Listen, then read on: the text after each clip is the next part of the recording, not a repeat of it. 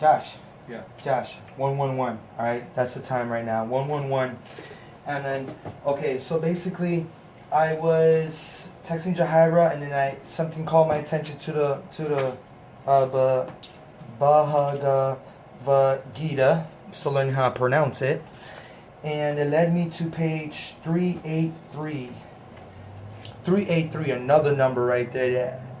That, we gotta pay attention. We've been learning numerology and angel numbers and so on and so forth and the numbers. So 383, it was at 111, and when I grabbed the book, I knew Krishna would lead me to the right paragraph, to the right page. So I open up, 383. I already had my finger, before even opening it to look at it, as I was flicking through the pages, on the paragraph. So this is where the paragraph started. My finger was on establish. So I went from the beginning of the paragraph, and it says, Hari Lord Krishna, having established that he is the only enjoyer, the primeval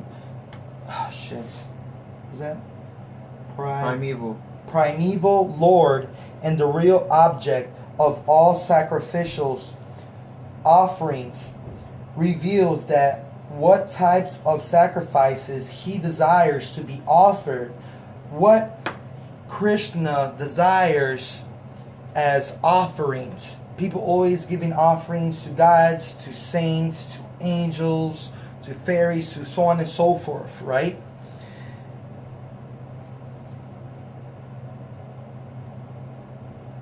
If one wishes to engage in devotional service to the Supreme in order to be purified, if you're basically exchanging a certain gift, you want to give him an offering, you want to give him a gift so he could purify your soul, purify the negative energy around you, helping in your life, save you in moments of help. If you want to offer him something for this and to reach the goal of life, the transcendental loving service of God, then one should find out what the Lord desires of him.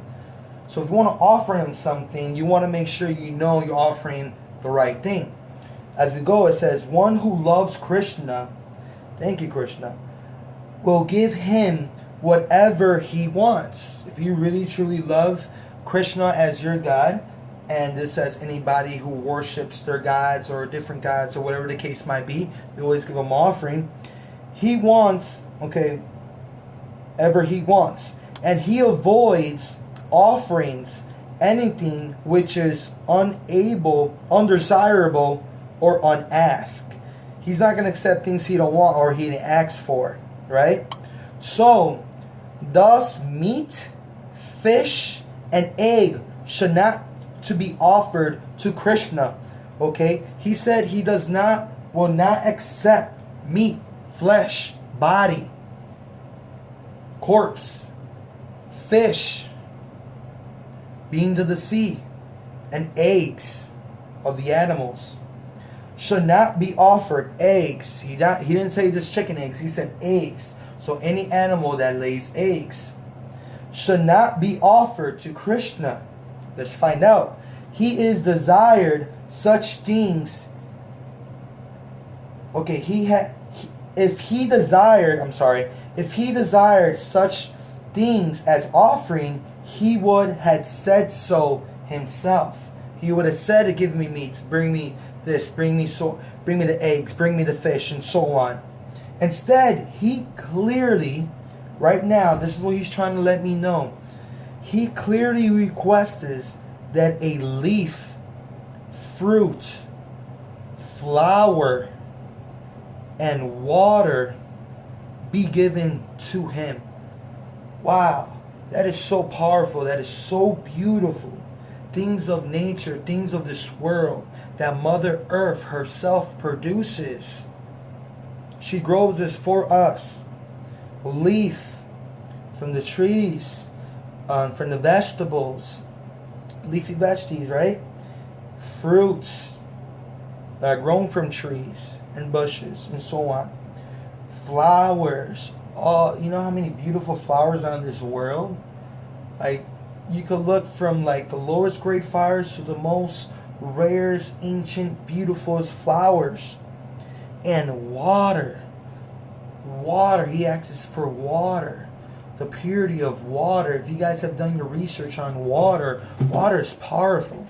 Water is really powerful. I choose to drink alkaline water and also give my love and my energy and healing to the water before I drink it. Why? Because the water shapes it. So the water is powerful. The water is like blood to this planet. Give him water to him. And he says of this offering, I will accept it. He will accept that as a gift, as an offering. Therefore, we should understand that that he will not accept meat, fish, and eggs, only vegetables, grains, fruits, milk, and the waters are the proper foods for human beings and are prescribed by Lord Krishna himself. Lord Krishna himself, the incarnation of Vishnu, the Godhead of this allness, right? These type of foods are prescribed to men. You know, and it's funny because before I even read this, as I was eating my different seeds and my different nuts, as I was about to take a picture of what I drunk earlier, hour ago, of these fruits, these juices, right? I was drinking this. This is my dinner for tonight. That's my dinner. As I'm drinking this stuff and I'm eating it, I start thinking about Jesus and what the Essenes had to, what they had to say about Jesus. A group that basically went underground.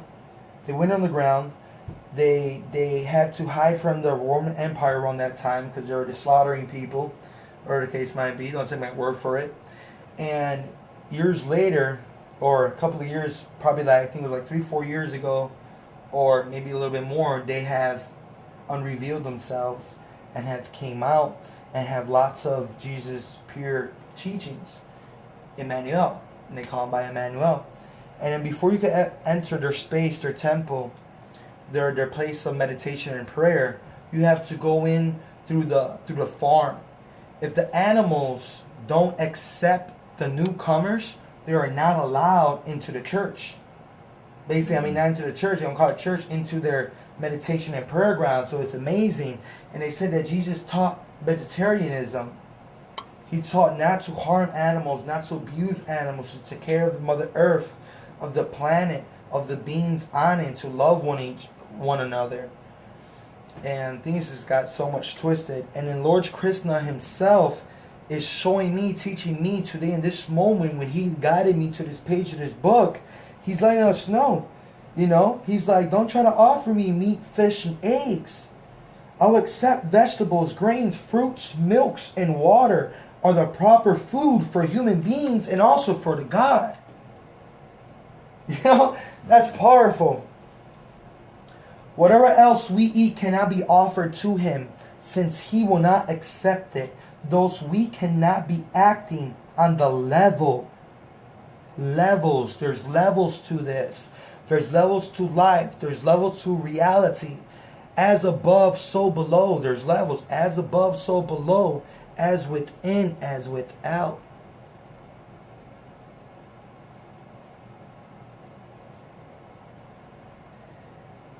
Those we cannot be acting on the level of loving devotion if we offer such foods. So I'm not going to offer such foods to my body, to my temple, to my divine spark that's within me, because that divine spark is part of the all. And since it's part of the all, it's part of Krishna, it's part of Vishnu. So I should not offer that to myself, because by offering that to myself, to my spark, I am offering it to the unity consciousness. Wow. In the 3rd chapter, verse